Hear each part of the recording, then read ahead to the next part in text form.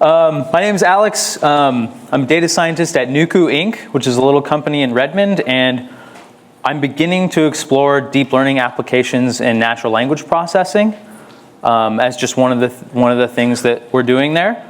So I wanted to get people excited about deep learning. I'm pretty excited about it. It's pretty cool.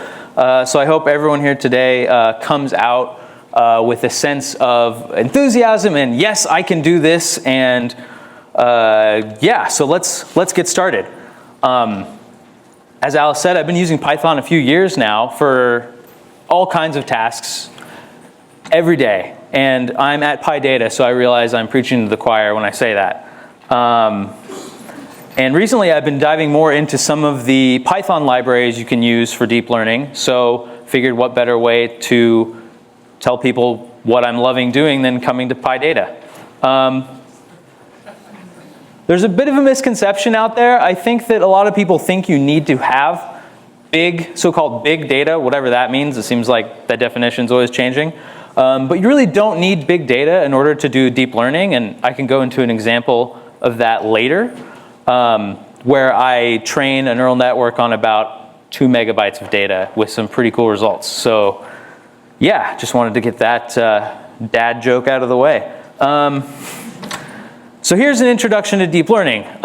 These four folks here are some of the biggest figures in deep learning. We've got Jan LeCun on the left, Jeff Hinton to the right of that, Yoshua Bengio to the right, and I think a lot of you will probably recognize Andrew Ng with his tongue slightly sticking out on the right there.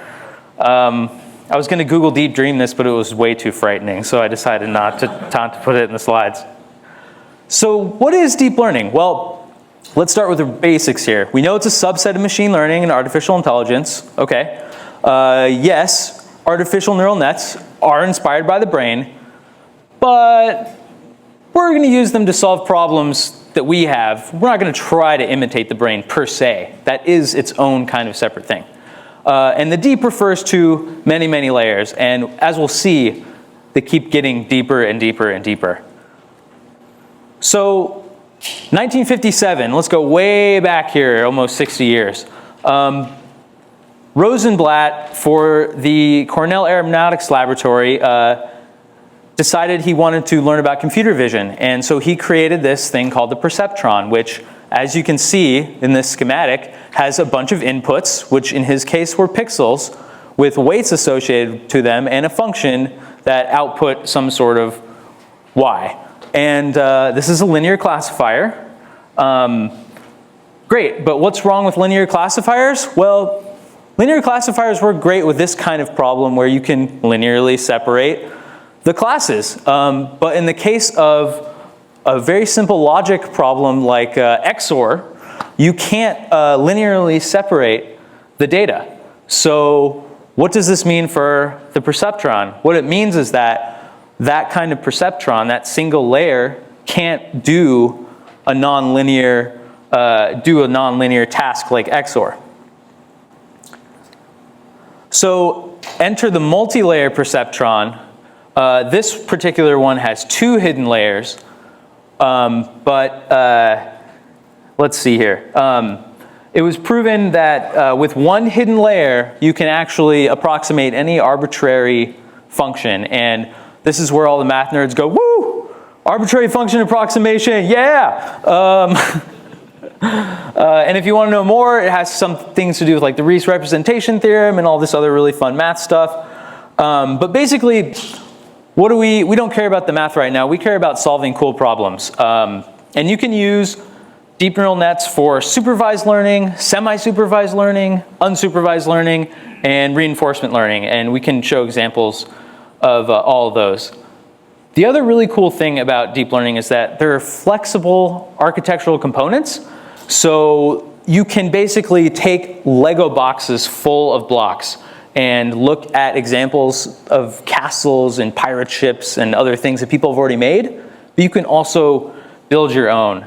And different Python libraries have different strengths and weaknesses in that. This is the only slide with math I'm going to show. I think there's a common conception for deep learning that it's like super hard and really, really intensely mathematical. And yes, there's some scary summation notations and partial derivatives on this, but if you're comfortable with a matrix and you're comfortable with first quarter calc, taking the chain rule, then deep learning is in the power of your hands. So just want to not have people think that it's this like you need a PhD to even start. No, not at all. And what's great about so many of the Python libraries is that all of this is done under the covers. You can configure it if you want, but you can also sort of abstract it away. Yeah, so what's going on the left here is just a diagram of the chain rule of this function z, going through all the way down to some other partials. And on the right-hand side is a very specific representation of the backpropagation algorithm. And the reason why I'm mentioning this is because backprop is how these deep neural nets learn, by taking a loss function and computing the derivatives of the error function with respect to all of the weights that go all the way down to the very bottom. And so basically what happens is you have an error and you're able to update all of the weights all the way down, and that's where the learning happens. So enough math. What are some of the cool applications of this technology, and what are some of the tools? Common applications. In computer vision, we've got classification tasks, segmentation. Say you've got a photograph of a motorcycle and a car and a dog and a cat, being able to sort of draw boxes around each of those and label them properly. Obviously, there's facial recognition. With Facebook, we see this working pretty well. You click on someone's face, and if it's a friend that you're friends with, it's probably going to be that person's name right at the top. Natural language processing has some cool applications to this. So if you've used Cortana or Siri before in Google now, you know that they're doing ASR, but what you might not know is the speech recognition is using deep neural networks for that task. There's also machine translation, sort of like universal translator. I've seen some cool things coming out. I think of Microsoft with the Skype kind of real-time translation, which is really, really amazing. And then later on, natural language understanding, being able to take a series of blog posts or news articles and being able to answer questions about them. This is really, really interesting stuff. So I wanted to talk about some tools, and I'll go into a couple examples later, but these are the most common tools used in deep learning. Torch is particularly hot right now, no pun intended. It's mostly being used and developed by the folks at Facebook, NYU, and Google DeepMind. This is a great tool. It's not a Python tool. I know we're at PyData, but I highly recommend it. The syntax is not too unfamiliar for someone who's used to Python, so definitely worth checking out. It's a really active area right now. If you're just getting started, Caffe is also really excellent. They have what they call their model zoo, where you can download and install pre-trained models that are all of the reference models from like the Google Deep Dream work, handwritten digit work that was done in the 1980s when you're using an ATM and it recognizes how many dollars are on that check that you want to cash, etc. So that's a great way to get out of the box, ready to go tools to apply for your application. Theano is another really good one. This one is a little bit lower level, so if you're really, really interested in the lower level technical things going on and how your neural net is interfacing with the computer hardware and your graphics card, if you want to do some computations against that, which I highly recommend, Theano is definitely for you. Now, it's really sophisticated and kind of hard to use, so I wouldn't recommend it if you're not interested in those lower level things, but just know that there is a whole host of active development right now on top of it. All Python tools, PyLearn and Lasagna are two great examples of that, and there's good documentation for those. Couple more I want to point out. Graphlab-Create is a really great tool to get started with deep learning. They have a really good intelligent sane defaults if you want to create a neural net from a piece of data. And that's a great way to get started, because if you don't know what the layer types are that you want, or exactly what it is you're doing in terms of tuning hyperparameters, definitely check those guys out. Yeah, that's a great tool. And then lastly, two other things I wanted to mention, Neon and Deep Learning 4J. Neon has Python bindings, and I'm pretty sure that Deep Learning 4J is going to, because those folks are going to get it to run on Spark. And of course we have PySpark, and I think that that has a lot of potential, so keep your eye out on those two. So let's really quickly run through some different network topologies. So we've seen some tools, we've seen some cool problems. What are some of the different sort of hierarchical structures we can use to solve these problems? One of the most common ones is what's called a convolutional neural network. And I'm going to give kind of a conceptual example of what that looks like on the next slide. But these were created in the 80s by Yann LeCun. And these were famously what was used for some of the classic handwriting recognition tasks that I mentioned a little bit earlier. They've had a little bit of a renaissance in 2012 with the ImageNet competition.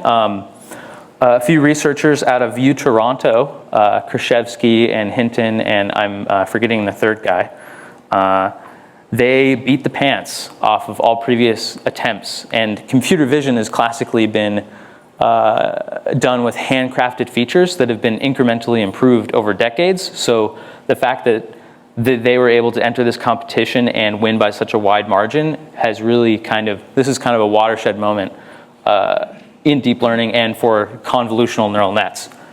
And then it's not just used for images, you can also use these for text. One of the cool things about deep neural nets in general is that they're usually applicable to lots of different problem domains. So you can reshare a lot of the same knowledge. So what is a convolution? I'm not going to go into the mathematics too much, but here's sort of a conceptual example. One way to think of it is kind of like, you can think of it maybe like a two-dimensional version of reduce. So you're going over, this yellow patch here is going over those nine green squares and computing some sort of function with those ones and zeros, and it's just adding them up and placing them in that smaller 9x9 pink matrix on the right. And so what this is doing is it's abstracting the features as you go up the neural network. So that's kind of conceptual. Happy to talk about that more later. This is a picture of what one of these deep neural nets looks like. This is a picture of the one I mentioned called AlexNet that won ImageNet in 2012. And what it does here is it takes a photo of a kitten. And the kitten gets resized a little bit and stretched. And the first filter here is sort of like edges. It's abstracting away and convolving those raw pixels into combinations of pixels like edges. After that, it's being convolved again, and you're building combinations of edges. Maybe those are corners. On and on and on, creating combinations of corners like polygons and more abstract concepts, eventually getting to very abstract concepts like eyes, ears, noses, whiskers, and finally at the end you get a cat. So that's kind of a very conceptual definition of what's going on. And again, this network beat the pants off of all previous attempts at classifying the images in this data set. So that's pretty amazing. And just to give a little more info here, you see some numbers on here. So the size of the last layer here, near the kitten, is the number of classes in this particular task. And what's happening is the last layer takes all of that abstraction and richness that it's learned as you've sent an image through, and it outputs its vote of confidence as to which class it thinks is the most likely that that image belongs to. So in other words, that class is the one with the highest likelihood. And in this case, it's cat. Here's an example of a few of the images that were classified with AlexNet. And you can see that most of the time it's pretty spot on with some of the ones that it gets right. But sometimes it's not. So red here indicates where it's classified it correctly. And when red is not on top, that means that it missed out here. So it got mushroom wrong, it got tumble dryer wrong, but all these other ones are right. And what's amazing is that there are 1,000 different categories in this ImageNet competition. So this is a very, very general deep neural net in terms of its ability to classify images, which is really cool. So who here's heard of Google Deep Dream? Awesome. Here's a photo of Kerry Park. Want to make a plug for Seattle. So let's send it through GoogleNet's Deep Dream code and feed the output back in a few times and see what happens. Well, that's kind of freaky. Wow. Who wants to see a live demo of deep dreaming? All right. Let's do it.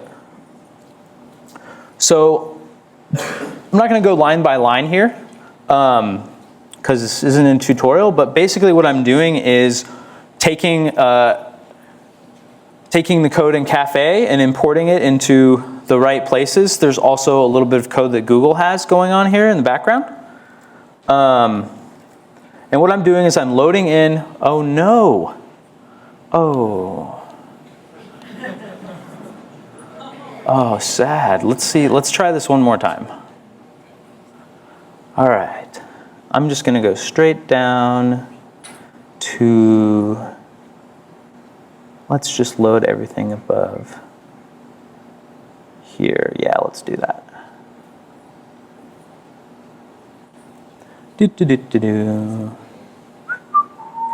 All right, sweet. So I'm going to take a blank image. You're seeing it. It's just a white square. And let's, yeah. All right. Sweet. So we've got our white square. Let's see what Google comes up with.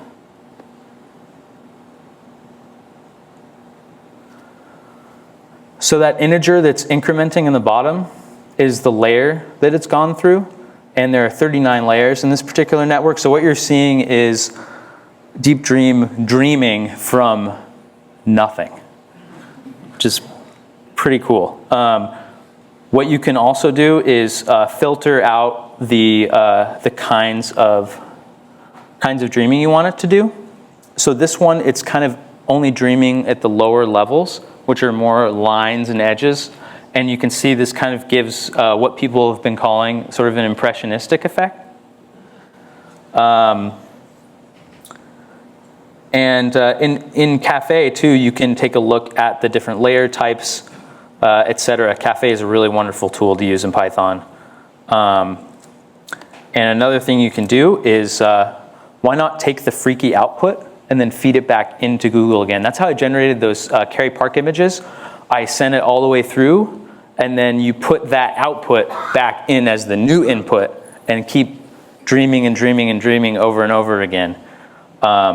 And so there's a nice little just for loop here that you can use. And this is just the Google Deep Dream code on GitHub. I didn't write this code. So it's really easy to install and pretty fun. Anyone who's been following politics lately, whether it's the Euro stuff with Greece or whether it's the presidential races here, has seen probably pretty funny images of politicians lately. So definitely recommend checking this out.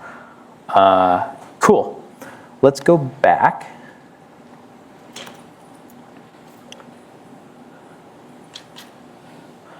So this is a picture of the schematic of that particular neural net. And notice how much deeper it is than AlexNet. This one's 39 layers. It's more than 3 times as deep as ImageNet. And we're seeing that these are getting deeper and deeper as we have cheaper and cheaper and more computing power, and also as companies like Google and Facebook are investing in getting the distributed stuff right. That's where like this power really comes in. It's really awesome. Another kind of neural net is called a recurrent neural network.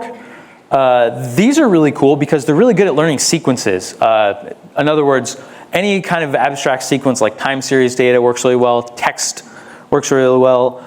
You can think of natural language as a kind of time series of characters or words. And there are a few really well-known varieties. I'm not going to go into that too much, but just know that they're there. One of the ones I'm going to show you is what's called a long short-term memory network. And this slide here is just an example of some of the different relationships you can have between layers. So the reason that this is really important is that with like a convolutional neural network, you only have feed-forward connections where any of the units in a given layer only have outputs going upwards to the next highest layer. Whereas with recurrent neural networks, you can have all of these different relationships between layers, which makes it a lot more complicated and also makes the sort of function approximation a lot more rich in terms of what you can model with these kinds of networks.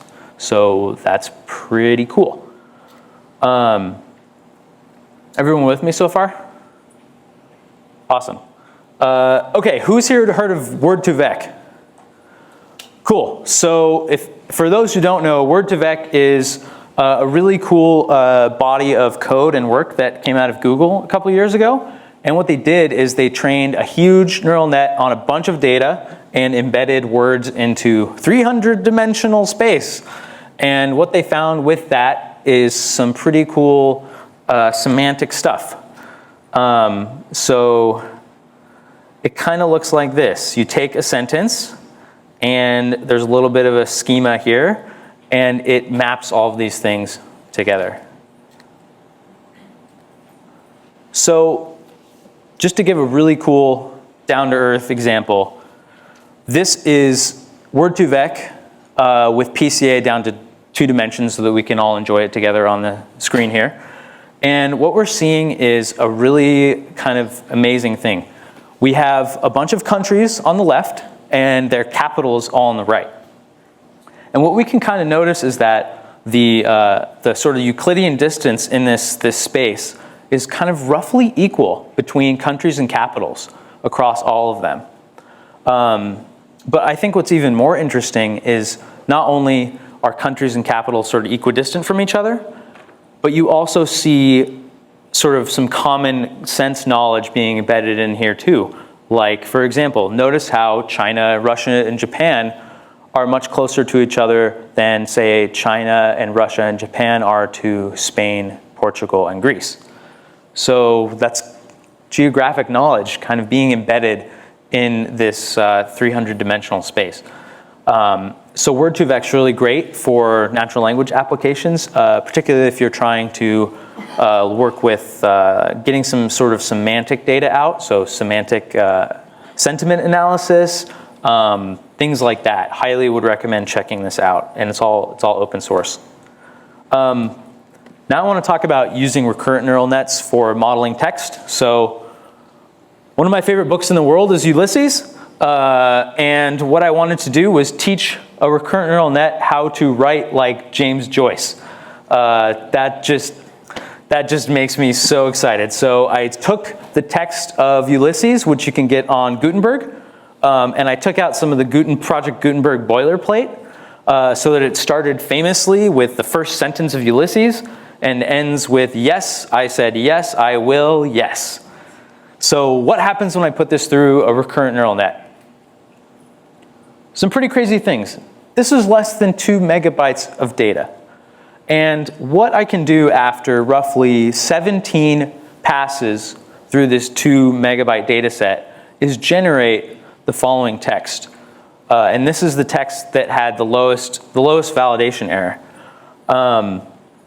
So I know Ulysses is kind of a tough example because Joyce is an infuriating writer. He has lots of wordplay and intentionally confuses you and tries to be funny all the time. So this is like a hard example for training a recurrent neural net, right? But when you take a look at it, there's some pretty complex things going on here. For one, it learns punctuation. It's already understanding prepositional phrases here. It understands a lot of formatting. This example doesn't really give it justice, but at this point, it's already learning different kind of markdown formatting, like underlining, parentheses, brackets, etc. And in natural language processing, that's kind of a big deal, because one of the issues with being able to accurately model parentheses is that you have variable lengths involved, and the fact that there's enough state in this recurrent neural net for it to sort of know when to close up a paren is pretty astounding. And so there's a lot of active research in this area right now to apply this to the real world. So one of the things I'm working on next is trying to do this with music. I want to teach a recurrent neural net how to make music like Beethoven. So strong AI is coming. Dun, dun, dun, dun. Dun, dun, dun, dun. Another cool kind of network architecture is what's called a recursive neural tensor network, as if that's not enough of a mouthful. Sometimes they're called RNNs, but it gets really confusing because we have the other kind of RNN already, so I wouldn't call these RNNs if you can help it. One of the things that these are really great for is scene parsing. I'm just going to go to the next slide here. So take a photograph. This is an image from Stanford, and it's an image of a group of what look like humans congregating outside some sort of building, and there's a tree. I'm not really sure what's going on. But you know what? I'm going to train a neural network to find out for me. And what's cool about this particular architecture is it takes advantage of sort of the recursive nature of language. And it builds up hierarchical structures that sort of describe scene imagery. Just as you can see here up top, it's parsing the scene image into constituent parts and breaking it down. So all those things combined together kind of add up to the whole. And same thing, this bottom part of the slide looks like a parse tree for a sentence. And these networks are sort of at this intersection of images and language. So combining those together is really cool. And there's great work coming out of Stanford on this stuff. It's not all supervised learning. There's also unsupervised learning with deep neural nets. There was a group of researchers out of Google who taught a deep neural net to recognize faces without any labeled data, which is pretty astounding because in 2012, the AlexNet had an error rate of about 15%, 16%, 17%. So with this unsupervised data, they put 10 million frames of YouTube videos into a deep neural net of what are called autoencoders, and here's what they came up with. This is pretty astounding. This thing can recognize human faces and cat faces in a pretty statistically significant way without having had any training, not training data, but without any labels on this data. And if you want to see what it thinks a human and a cat look like, you're in for a treat. These are representations of the quote-unquote optimal stimulus with respect to doing a little bit of numerical constraint optimization. And this is what they are basically, in English, they're saying that this is sort of the image that sort of maximizes what that particular unit thinks of as being a face. So you can think that that's the human face neuron. And on the right, same thing with cats. So again, this is all on unsupervised, this is an unsupervised task with no labels. Pretty astounding. Another kind of learning I want to mention is called transfer learning. And this is really an old idea, but was recently explored with deep neural nets in 2014. what this group of researchers did is they took AlexNet, the one from 2012, and they did the following. They got some data, and they trained AlexNet on ImageNet data. What they then did is they propagated unseen data that ImageNet had never seen before. Just think of it like a test data set. They cut off the propagation of those images through the network at a certain point. And what they did is they extracted the output from those layers as vectors. So for example, in AlexNet, some of the last fully connected layers have 4,096 units. And so what you get if you stop AlexNet is a 4096 dimensional array of features. And these features are very abstract and high level. So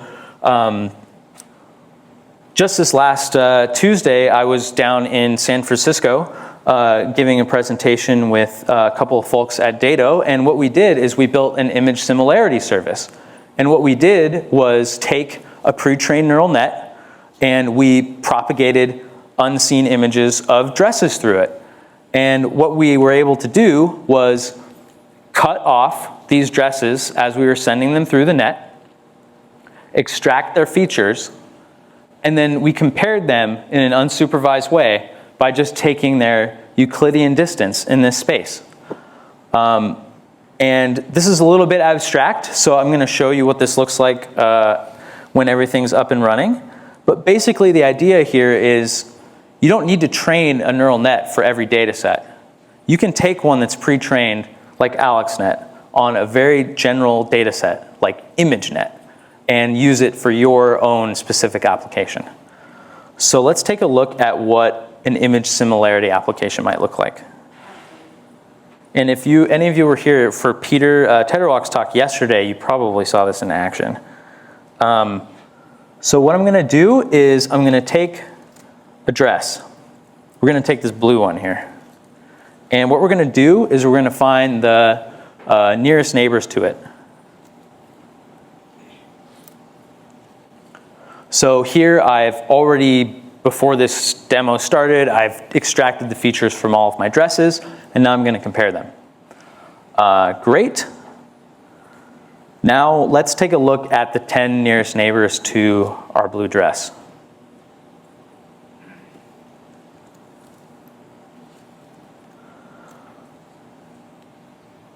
So again, AlexNet had never seen these dresses before, but its general features were trained on the ImageNet data set. And with this, we're able to compare all of these images to each other. And I think it's pretty astounding how good a job it does, at least with this particular example. So that's an example of transfer learning. Highly recommend doing that if you're just getting started. Did you have a question? Yeah. So are these some bases, or do you have to match the pixels? Yes, so the question is, do you need to match the pixel sizes for these different images? And in this example, the answer to that is yes. AlexNet takes in images of 256 by 256. Of course, if you're training your own network, you can decide what input you want. But what we did here is we took original JPEG images, resized them to 256 by 256, and then put them through AlexNet because AlexNet was already trained. Awesome. So another kind of deep learning is called reinforcement learning. And who here has seen some of the Atari game stuff coming out of Google DeepMind? So what these folks did is just using pixels only and the game score, they trained what they call their deep Q network to learn 49 different games, and they achieved professional game tester accuracy. So here's a little GIF of that. And again, it just kept playing this over and over and over again. Same algorithm, same net, same hyperparameters. But they beat the pants off of all previous attempts at doing reinforcement learning against the set of Atari games that they played against. A couple extra things I want to mention. A lot of people talk about visualization when they talk about deep neural nets. So I want to say that this doesn't give any intuition at all about what's going on. This is really abstract. This is not helpful at all. So there's some great Python tools to help you visualize what's going on at different layers. And one of the tools I'd really recommend for that is Caffe. In fact, it's so excellent, they even have an IPython notebook that goes through the steps of visualizing images as you send them through a deep neural net. So it's great for getting intuition, and it's great just kind of for seeing the transformations that are happening. And here are a couple, I'm just going to go up the network here. So as you saw, I'm going to go back. So we're starting with these images on the left, and if you look at the bottom, that indicates the layer that we're sort of abstracting up, and as we go through the net, we're getting increasingly abstract as things go along until the very end. Now, this is where I go, this doesn't make any sense to me. And that's where I dive into the math and I say, oh, now I get it. It makes so much more sense. And out comes the dog.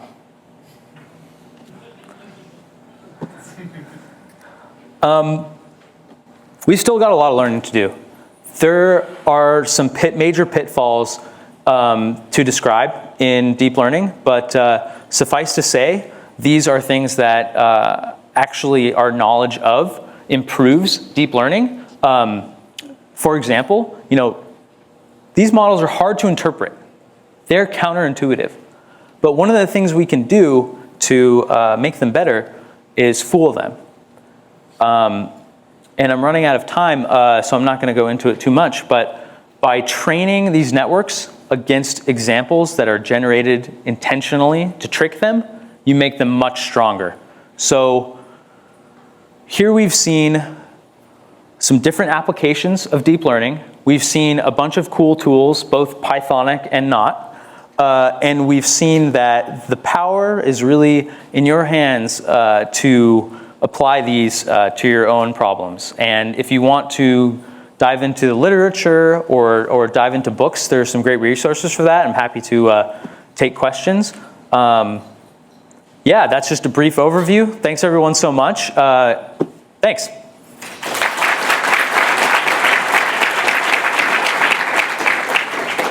Love to open up the floor for questions now. Can you share the IPython notebook that you were referring to for deep learning? Yes.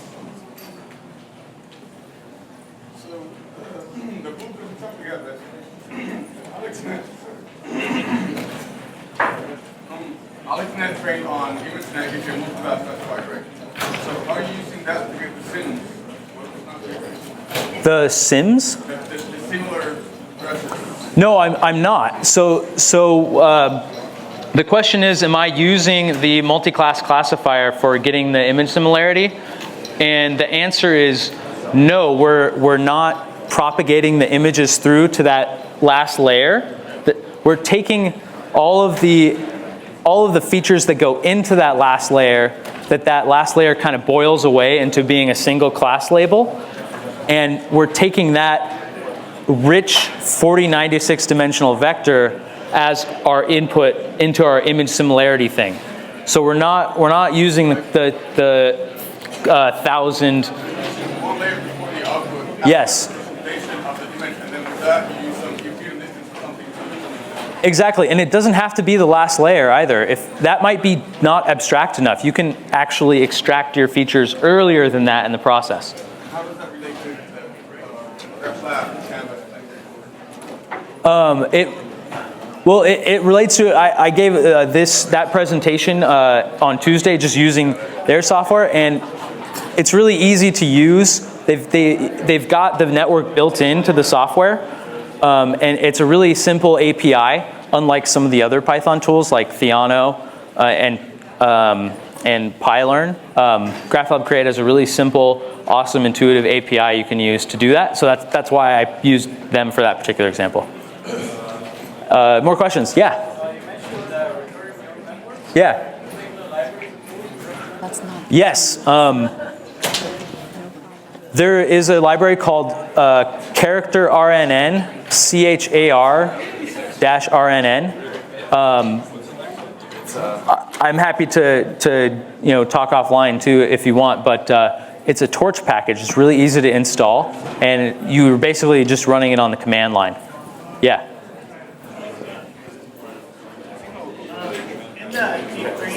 Yeah.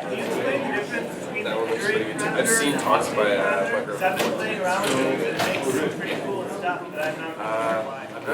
I couldn't quite hear you on the parameter names. Iterate versus octave. We should talk offline. Yeah. Any additional questions? All right. Thanks so much. Yes. We'll share the slides. Great.